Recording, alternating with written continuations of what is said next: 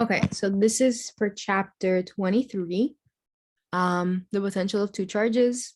They're asking us to find the potential on the x distance, on the axis at distance x. So at this point right here, I've taken the liberty to label that point P just because it's easier for me to just work stuff out. The electric potential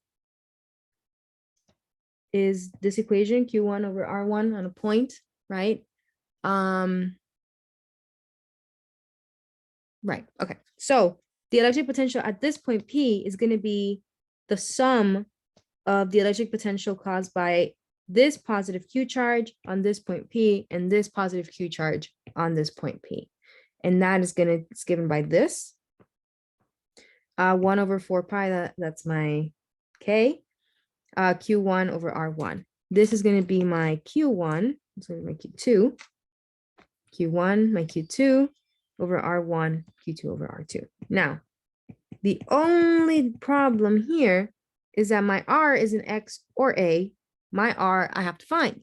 And my R, we have to use Pythagorean theorem to find my R. And my R is this, the square root of A squared plus X squared. This is what this is equal to, A squared plus X squared. And that is what I'm going to plug in here for this particular problem. So my charge, Q1, over my A squared plus X squared, plus, again, same thing, Q2. The R is the same because it's the same X and the same A. They're at equidistant from each other. So the R is the same, A squared plus X squared.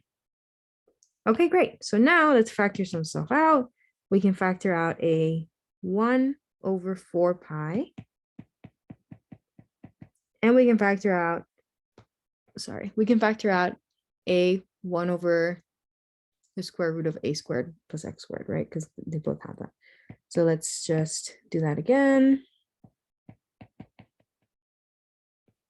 Q1 plus Q2.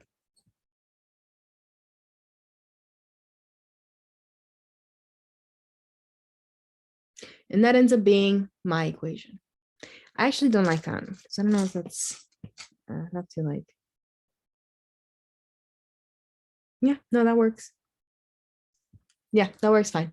That's what ends up being my equation. That's what the electric potential is going to be. You just plug in your charges and your R whenever you get a distance. Okay. Hope that was good.